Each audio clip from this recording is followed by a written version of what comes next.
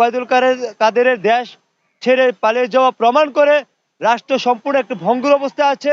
রাষ্ট্র একটি টোটালি ব্যর্থতার দিকে যাচ্ছে। কয়েকজনকে গ্রেফতার করে দেশের মানুষকে একটা সান্ত্বনা দিয়ে আর বাকি যা আছে সবগুলোকে দেশ ছেড়ে পালাতে যাওয়ার জন্য সরকার সহযোগিতা। ওবায়দুল কাদেরের দেশ ছেড়ে পালিয়ে যাওয়া, এটা এই মুহূর্তে দেশের মানুষ অবাক হয়েছে এবং এই বিষয়টা দেশের সরকার পরিচালনাকে প্রশ্নবিদ্ধ করছে।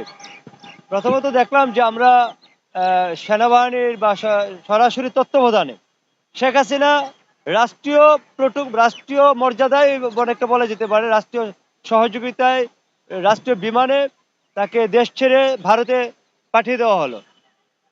এরশাদ সাহেব যখন পদত্যাগ করে এরশাদ সাহেবকে কিন্তু গ্রেফতার করা হলো। এরশাদ সাহেব একই ঘটনা হয়েছিল, এরশাদ সাহেব পদত্যাগ করেছিল, রাষ্ট্রপতি হিসেবে তাকে গ্রেফতার করা হলো এবং সে জেলে গেল। কিন্তু শেখ হাসিনার দেশ ছেড়ে পালাতে যাওয়ার সহযোগিতা করাটা যে একটা দেশবাসীর কাছে প্রশ্নবিদ্ধ, মানে একটা কঠিন প্রশ্ন।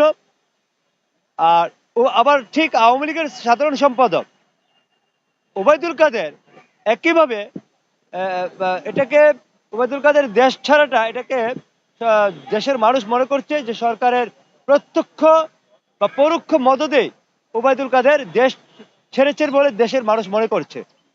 কারণ দেশে একজন এত বড় একজন অপরাধী, আওয়ামী লীগ ফ্যাসিস্ট সরকারের সাধারণ সম্পাদক, তাকে যদি সরকার গ্রেফতার না করতে পারে তাহলে দেশের একজন বিখ্যাত ব্যক্তি, এত বড় একজন, মানে যার নেতৃত্বে এই দেশে অসংখ্য হত্যা সংঘটিত হয়েছে, তাকে যদি হত্যা করতে রাষ্ট্র না, তাকে যদি ওবায়দুল কাদেরের মতো ব্যক্তিকে যদি রাষ্ট্র গ্রেফতার না করতে পারে তাহলে দেশের আইন শৃঙ্খলা এবং টোটাল বাংলাদেশের মানে অপরাধীদেরকে গ্রেফতার করা সরকারের যে দুর্বলতার প্রকাশ ঘটেছে।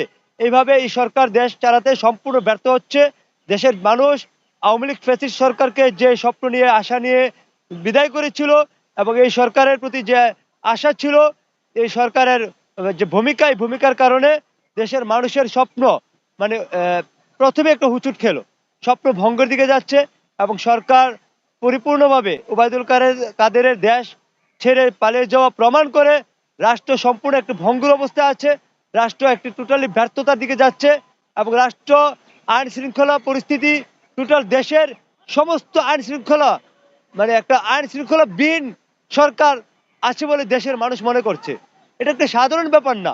ওবায়দুল কাদেরের মতো ব্যক্তিকে যদি সরকার দীর্ঘ কয়েক মাসে গ্রেফতার করতে না পারলো, এবং শুধু তাই না, 111-এর পরে যেভাবে দুর্নীতিবাজ রাঘব বোয়ালদেরকে সরকার গ্রেফতার করেছিল, মনে হচ্ছে সরকার 16 বছরের ফ্যাসিস্ট সরকার দুর্নীতিবাজ রাঘব বোয়ালদেরকে গ্রেফতার করতে সরকার ব্যর্থ হয়েছে। কিছুমাত্র নেতাদেরকে, সাবেক মন্ত্রীদেরকে গ্রেফতার করে সরকার একটা আইওয়াস করছে এবং টোটাল শত যে দুর্নীতিবাজ রাঘব বোয়াল, তাদের প্রতি মনে সরকার আন্তরিকতা দেখাচ্ছে। কয়েকজনকে গ্রেফতার করে দেশের মানুষকে একটা সান্ত্বনা দিয়ে আর বাকি যা আছে সবগুলোকে দেশ ছেড়ে পালাতে যাওয়ার জন্য সরকার সহযোগিতা করছে বলে এবং সরকারের প্রত্যক্ষ মদদেই দেশে এই সব রাঘব বোয়ালরা, দুর্নীতিবাজরা দেশ ছেড়ে পালিয়ে যাচ্ছে বলে মানুষ মনে করছে। আমরা 111-এর সময় দেখেছিলাম কিন্তু যে কি পরিমাণ মানুষ গ্রেফতার হয়েছিল, কিন্তু এখন কিন্তু এই পরিমাণ গ্রেফতার হতে আমরা দেখছি না।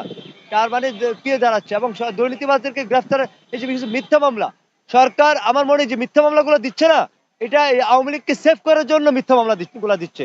কারণ এই মামলাগুলো তদন্ত হবে, তদন্তে দেখা যাবে যে না, এরা তো মামলা জড়িত ছিল না, তারপর এদেরকে আবার ছাড় দেওয়া হবে। কিন্তু বেসিক্যালি ধরতে হবে যে প্রত্যেকটা ব্যক্তিকে ধরে দুদক দিয়ে তাদের সম্পদ, তাদের দেশের যে আওয়ামী লীগের উপজেলা থেকে কেন্দ্রীয় পর্যন্ত আওয়ামী লীগের যত নেতৃত্বস্থানীয় লোক ছিল কিংবা আমলাতন্ত্রে বিভিন্ন সরকারি কর্মকর্তারা ছিল, এদের টোটাল সম্পদ, তাদের বাংলাদেশের ভিতরে কি পরিমাণ সব, এদের প্রত্যেকে গ্রেফতার করে অ্যারেস্ট করে সেনাবাহিনীকে ম্যাজিস্ট্রেট পাওয়ার দেওয়া হয়েছে।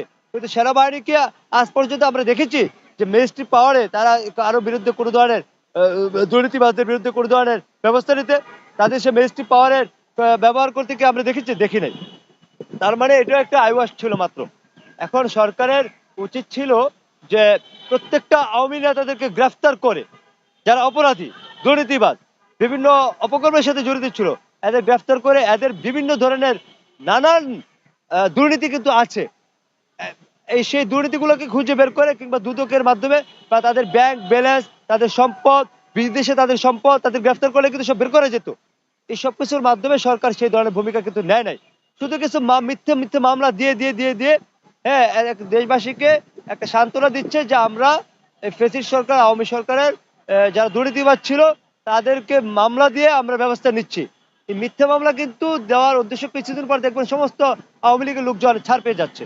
তো এটাকে টোটালি আমার মনে হয়, এবং আসিফ নজরুলের ব্যাপারে আজকে প্রশ্ন উঠছে সারা দেশব্যাপী, এবং মনে হয় যে তিনিও এখানে অনেক মানে জনগণের আশার প্রতিফলন ঘটাতে ব্যর্থ হয়েছেন, এবং সরকার উপদেষ্টা মণ্ডলীরা দেশের মানুষের জনগণের আশা অনুরূপ তারা রাষ্ট্র পরিচালনা করতে ব্যর্থতার দিকে যাচ্ছে বলে দেশের মানুষ মনে করছে।